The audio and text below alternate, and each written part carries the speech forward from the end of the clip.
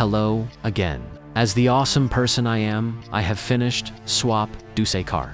This dang pumpkin took 10 more hours to draw than Builderman, so I hope it's okay. Now let us get started. This man was literally killing my sanity trying to finish him. My anatomy wasn't working with me at all, but I had to trust the process, and it worked out in the end.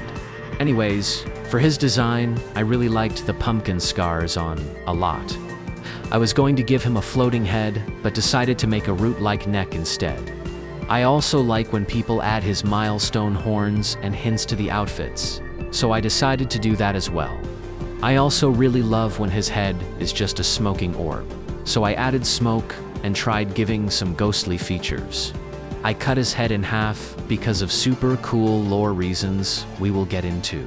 But it's also because I just wanted to, and it gives him a much more interesting look. Anyways, I tried giving hints at Spawn because he made it, but it didn't look good. I changed the glove design later. The hand here was where I started crashing out, honestly. It never looked right, and then all the anatomy was garbage, and I knew the head or the body would need a size change. I got it fixed, but that took so long. Besides that issue, I also thought the clothes were a little bland, so I tried giving some pizzazz. Someone had messaged me who really likes my art, and they tried giving some ideas and such, so that was super awesome sauce. I enjoy seeing how others like to interpret things and help give some more ideas that I always find interesting. So I will take inspiration from this and add it to lore.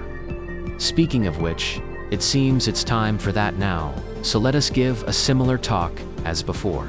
Remember that this will not be super in detail, and all lore said will be simplified.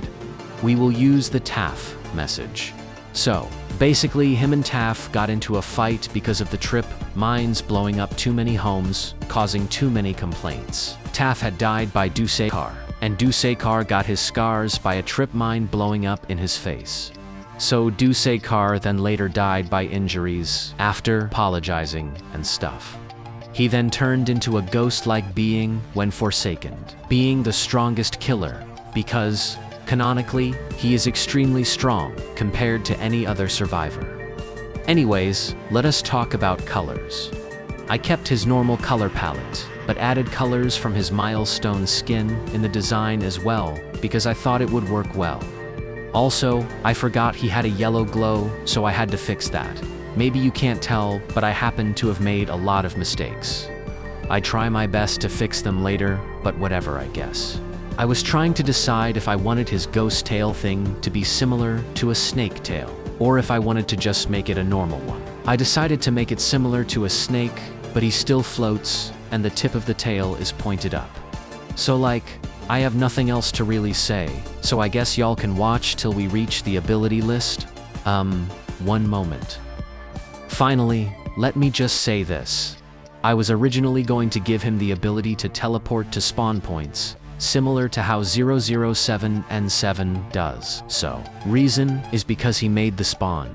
I took it out though, because I'm saving it for Swap N7. Unlike Builderman, I gave him 3 abilities. He is more of a ranged killer, and yes, he is meant to be powerful. I tried my best to make him at least decently manageable, as I have made the range and size of his zap ability to be small and must be aimed better with a mouse, but on mobile, just think of it kind of like an MM2 gun. Oh my goodness, that's bright as heck. Before I show the finished product, let me say one more thing.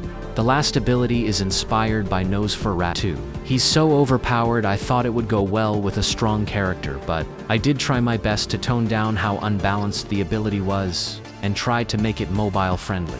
Now, it's more like a small tug of war, and when a survivor escapes, they get slowed for 2 seconds, so it also is fair for the killer. Thank you all for watching. Taff is next, so I hope this series is enjoyable.